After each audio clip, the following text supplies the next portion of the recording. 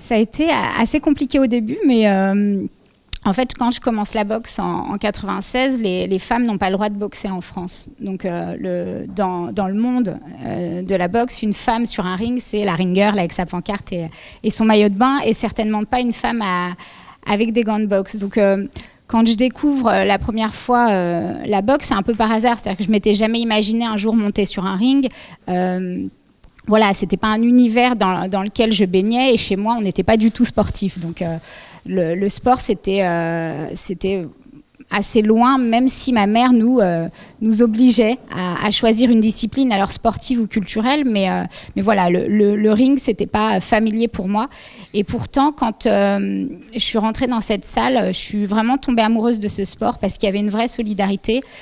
Parce que voilà, c'était des entraînements en musique et j'avais l'impression d'apprendre à mieux me connaître. Et en voyant tous ces boxeurs s'entraîner, frapper sur le sac, j'avais juste envie de faire comme eux. Alors très vite, on m'a dit écoute, c'est pas fait pour toi, il y a de la gym juste à côté, vas-y. Une femme, c'est pas fait pour monter sur un ring. Et en fait, voilà, j'ai commencé à nourrir une nouvelle passion pour ce sport, à vouloir juste maîtriser un peu l'art du noble art. Et donc j'ai résisté. Et en fait, ce que je faisais, c'est qu'à chaque fois que je venais à l'entraînement, je repérais un homme ou un jeune garçon à la salle et j'essayais de suivre son rythme en me disant ça va être mon objectif, je vais mettre au sac à côté de lui, je vais essayer de frapper aussi vite, aussi fort. Alors ça fonctionnait pas toujours, mais en tout cas ça m'a permis de progresser. Et puis petit à petit on a commencé à s'habituer à me voir évoluer dans cette salle et pas à me respecter, mais en tout cas à m'accepter. J'ai dû aussi convaincre ma mère parce que ma mère à l'époque c'était pas Mohamed Ali, Tyson, c'était Rocky. Donc voilà, je me suis. Elle m'a fait regarder tous les Rocky pour essayer de me convaincre d'arrêter en me disant on va te casser le nez. De toute façon, pour monter sur un ring, il faut d'abord qu'on te casse le nez pour qu'il soit solide. Enfin, elle était dans des gros clichés. Et voilà, elle est restée à l'entraînement pendant quasiment un mois à demander à mon entraîneur de me chasser. Et puis finalement, elle a cédé parce qu'à l'époque, je faisais de la boxe éducative. Donc la boxe éducative, c'est de la boxe à la touche. On n'est pas encore dans la boxe olympique où on a le droit d'appuyer les coups. Et donc finalement, elle a cédé. Et quand j'ai passé le cap des vrais combats, je lui en ai pas parlé spécialement, quoi. J'ai évité de lui expliquer ce que c'était. Mais voilà, ça a été déjà de résister. Et puis quand en 99, on a eu l'autorisation enfin de pouvoir boxer et que je suis montée sur un ring, là j'ai commencé à me faire respecter parce que dans cette salle de boxe, il y avait des hommes qui s'entraînaient et qui n'avaient pas osé passer ce cap-là parce que c'est pas facile d'accepter un premier combat, de s'exposer, de mettre en jeu aussi son intégrité physique. Donc voilà, j'ai commencé à me faire respecter vraiment à partir du moment où j'ai boxé réellement. Et comment a réagi la fédération de boxe? Parce que quelque part, toi, tu faisais partie des pionnières. Et c'est toi qui as initié un peu le mouvement. Est-ce que il y a eu des comportements, des réactions, des soutiens peut-être? Comment ça s'est passé? Alors 99, la fédération a été presque obligée de nous accompagner. On a créé une première équipe de France. Il faut savoir qu'on était un des seuls pays qui autorisait pas la boxe. Au Canada, les femmes boxaient depuis 1939, en Hongrie, en Roumanie, un peu partout. Et donc la France était très en retard. Donc ils ont créé une première équipe de France, mais il n'y avait pas de moyens. C'est-à-dire que très souvent, on découvrait notre entraîneur à l'aéroport. Donc quand on l'avait dans le coin, on tournait la tête et on voyait un visage qui n'était pas du tout familier, qui connaissait pas nos points forts, nos points faibles. Notre manière de boxer, c'était très compliqué. Mais finalement, ça nous a permis de progresser assez vite et de creuser l'écart parce qu'on a été obligé de mettre en place nos stratégies seuls, sans s'appuyer sur un entraîneur qui pouvait parfois nous donner des clés de combat qui n'étaient pas les bonnes. Et quel a été justement ton combat le plus marquant, celui qui t'a le plus forgé dans ton mental? Très clairement, ça a été celui de 2012 parce qu'en 2008, je deviens championne du monde en Chine de façon un peu particulière puisque je me fais voler sur le ring. Donc les juges donnent la victoire à mon adversaire. On était en Chine. Ça a été un scandale. Ça a été un gros scandale, mais bon, voilà, c'est le monde de la boxe. Tout le monde voit, mais personne ne dit rien. Et à ce moment-là, je décide d'arrêter ma carrière. Et puis, on nous annonce que finalement, les femmes vont pouvoir intégrer le programme olympique. Alors, c'était le seul sport qui n'était pas représenté par les femmes. Et donc, la charte olympique imposait qu'on puisse être présente. Et à ce moment-là, je me dis, bon, c'est quand même très fort. Tous les sportifs rêvent des Jeux et je décide de me lancer sur 4 ans de préparation dans une catégorie qui n'était pas la mienne, puisqu'il n'y avait que 3 catégories de poids, 36 femmes, presque 260 hommes. Mais voilà, c'était un premier pas dans le monde olympique, et donc 4 ans de préparation. Et finalement, j'ai un beau parcours pendant ces 4 ans, puisque je reste numéro 1 mondial dans une autre catégorie. Donc j'ai pris du poids, c'est pas ce qui était le plus compliqué.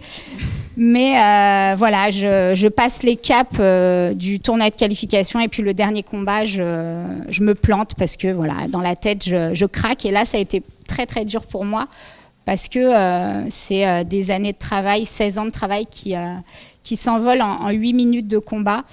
C'est comme ça. Donc à ce moment-là, je décide d'arrêter, mais cet échec a été pour moi un vrai tremplin. C'est-à-dire que j'ai presque le sentiment que ma vraie vie de boxeuse a commencé après la naissance de ma fille, quand je décide de remonter sur un ring pour tenter les Jeux Olympiques.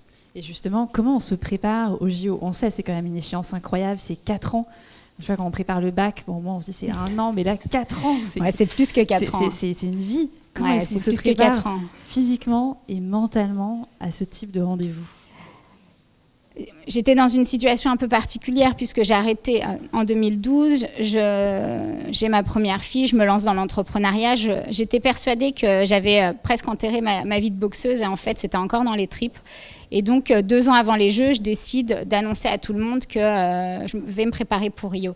Et là, bam, grosse claque, puisque tout le monde me dit que c'est un projet complètement débile, que je ne vais pas y arriver, que je me suis plantée en 2012, qu'une maman, c'est pas fait pour monter sur un ring, qu'on a déjà laissé la place aux femmes, faut pas trop en demander. Enfin, plein de choses comme ça, que ça va être un double échec, à la fois sportif et professionnel, que je vais planter ma boîte, etc. Enfin bref, et à ce moment-là, je décide d'y aller quand même, parce que j'avais besoin de tenter l'aventure, quel que soit le résultat, mais juste pour pas avoir de regrets.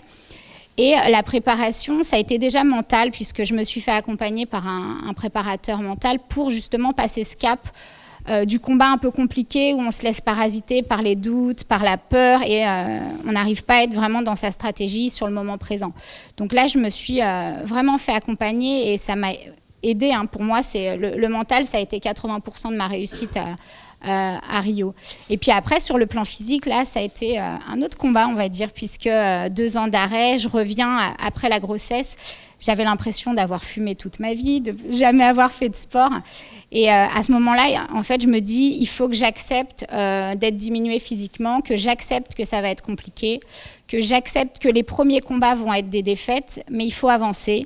Et je me donne une échéance d'1 an. Je note une date sur mon calendrier, 14 avril 2015.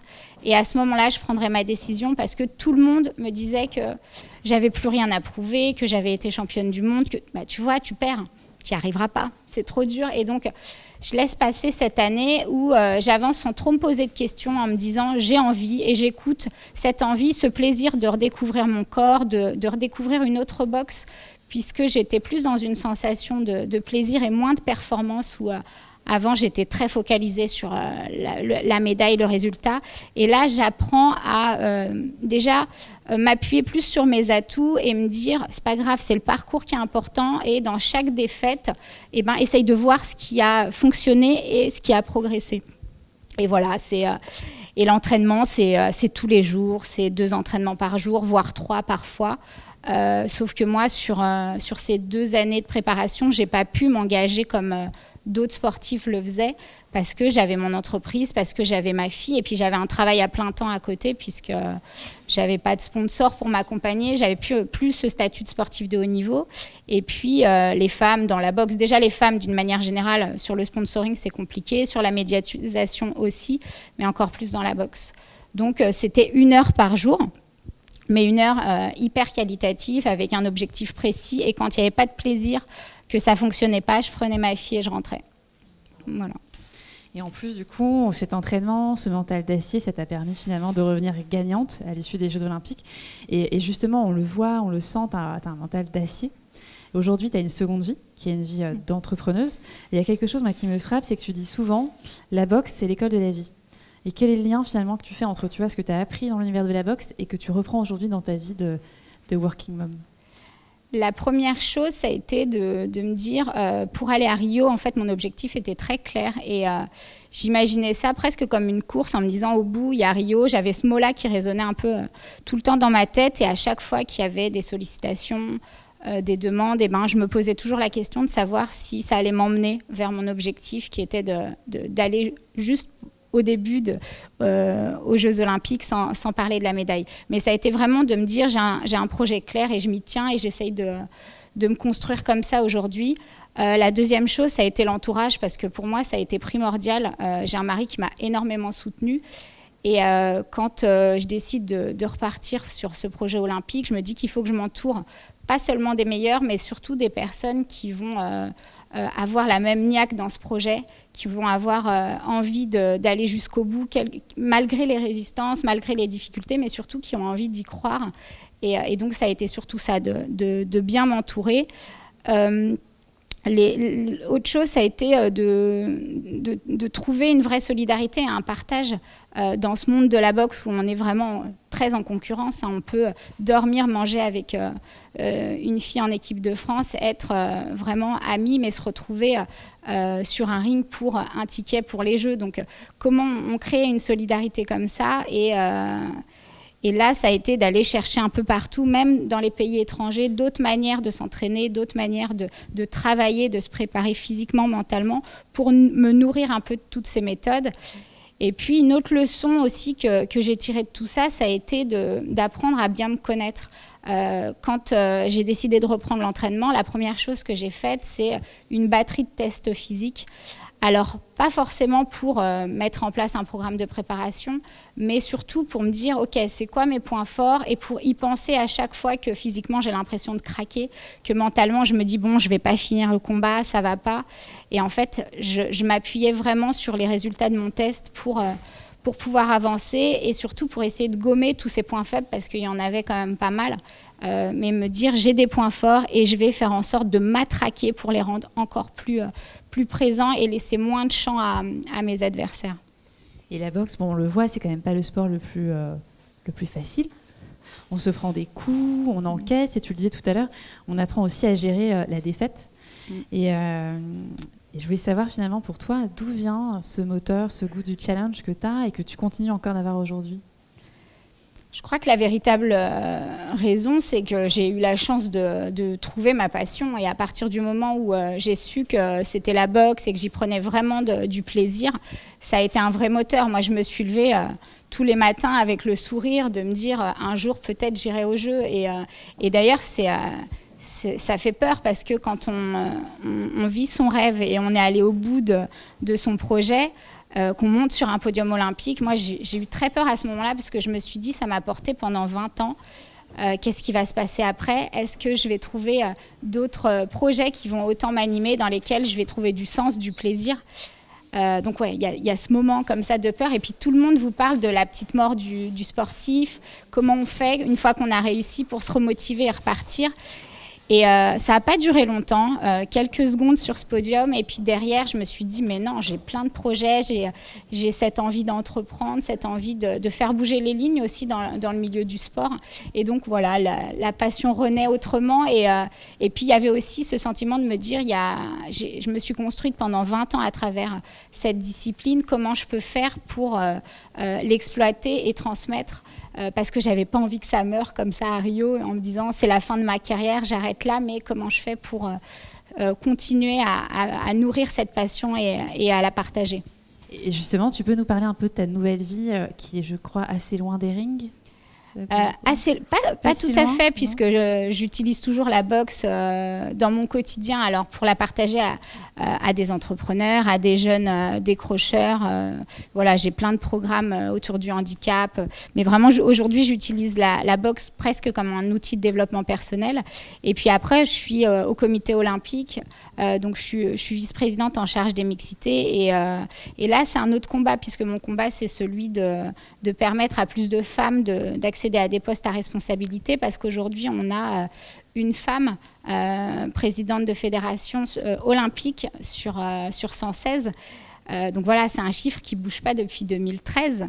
Donc il y a du combat. Et d'ailleurs, j'imagine que vous entendez tous en ce moment tous les problèmes de viol qui émergent autour du patinage, mais pas que. Hein. Là, il y a les voix commencent à se porter, et tant mieux. Donc il y a un vrai travail à faire à ce niveau-là, et c'est mon combat du moment.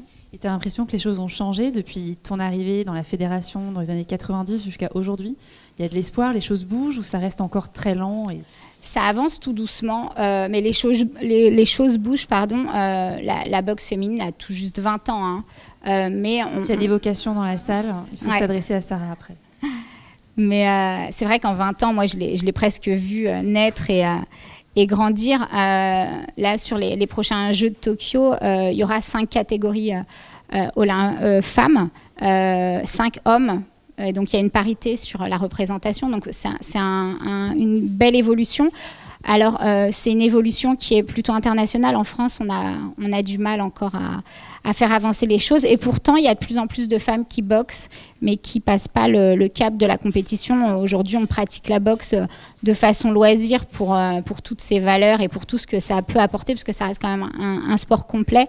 Mais monter sur un ring, c'est encore une autre étape. Et aujourd'hui, je crois que la fédération française de boxe a du mal à convaincre et communique mal, et c'est pas très séduisant de monter sur un ring, parce que c'est dur, et voilà.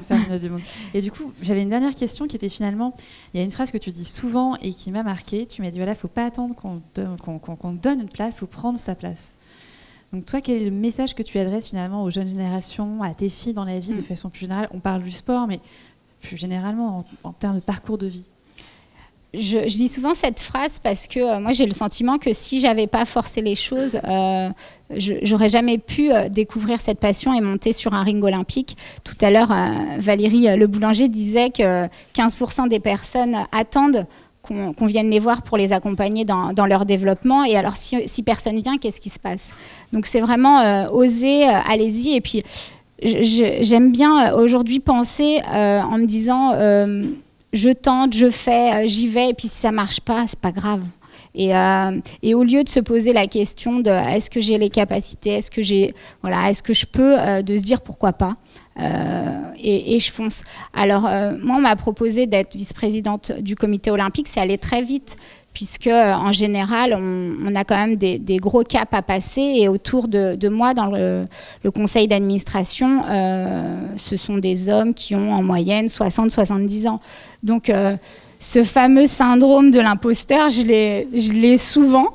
Ça a été assez compliqué au début, puisque je me disais, mais qu'est-ce que je fais là? Et en fait, à force de les voir travailler, de les écouter, je me dis, c'est bon, faut pas. Enfin, je suis moins impressionnée aujourd'hui, et j'ai beaucoup moins de doutes. Et au contraire, je me rends compte que même parfois, ils sont là depuis tellement longtemps qu'ils sont complètement déconnectés de la réalité. Donc voilà, je sais que j'ai ma place et que j'ai encore d'autres choses à faire. Bravo pour ce super parcours. Merci beaucoup.